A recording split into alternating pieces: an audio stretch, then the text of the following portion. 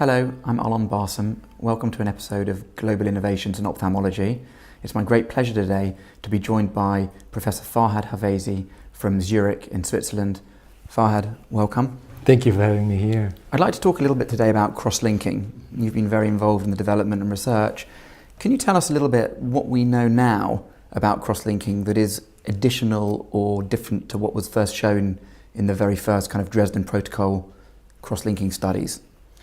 What we know now is fundamentally different from the knowledge we had back in 2003 or 2004. I think nobody argues about the effect of a standard epi-off Dresden Protocol procedure. What we are trying to do now is evolving the technique, fine-tuning the technique, accelerating it, taking away the post-operative pain from the patient. But in this flood and sea of protocols, we have to be very careful, or the normal user has to be very careful to respect the properties of the cornea and not to get lost in these protocols. And this is where a simplification of the protocols would be highly useful.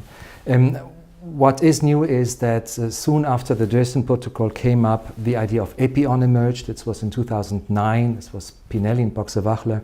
And they simply took our Dresden Protocol that we had developed in Dresden and Zurich and said, let's leave the epithelium on, less infection risk. But to this day, none of the multiple modifications that were introduced into epi-on have given us a success rate that even comes close to epi-off success rates.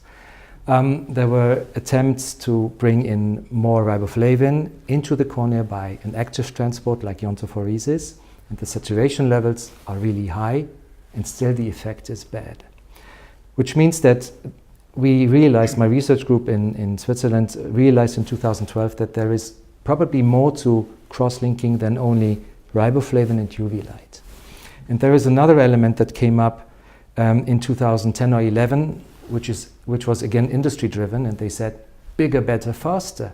Why do we need to spend half an hour in the OR if there is a law of photochemistry, the Rosco Law, that says we can do the same thing in a third of the time if we apply 3 times the intensity?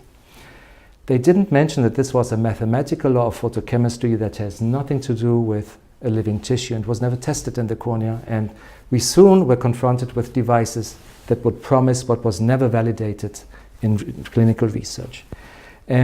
And so it took several years to prove industry wrong, showing that you cannot just freely accelerate the technique. And I mentioned epi-on now and accelerated techniques because they share one thing in common. It's the yet unknown factor that determines why epi-on does not work reliably yet and why epi-off works nicely with the 10 minutes 9 milliwatt setting, but a high acceleration gets questionable. It's oxygen. Our research group identified oxygen as an essential element in the biomechanics of the cornea. So we did very simple experiments in the presence and in the absence of oxygen, doing cross-linking in ex vivo human corneas under a plexiglass hood, and we flooded the hood with helium. And so we took down the oxygen content from 21%, like in this room, to 0.1%, tried to cross-link, and strictly nothing happened to biomechanics. And if you try to accelerate the treatment to a level where the oxygen diffusion into this tissue cannot keep up with the consumption by the cross-linking process, you will fail. And if you try to do an epi-on procedure, then you have an additional barrier, which is the epithelium. You can go back to old literature from the 70s showing you that the consumption of oxygen of the epithelium is 10 times the consumption of the stroma. So you have a huge barrier in front that takes away all the oxygen that is needed further down. And so epi-on, even if you have a lot of riboflavin inside, will not work because the oxygen diffusion barrier is given.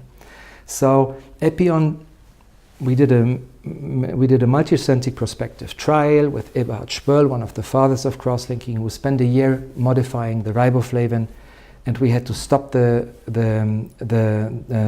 study for ethical reasons. We published the data, and we had a failure rate of 32%, as opposed to epi-off failure rate 3 to 7%. So in other words, it works, but the success rate is way down. The only instances I do epi-on personally is if I am really afraid of post-op complications like eye rubbing.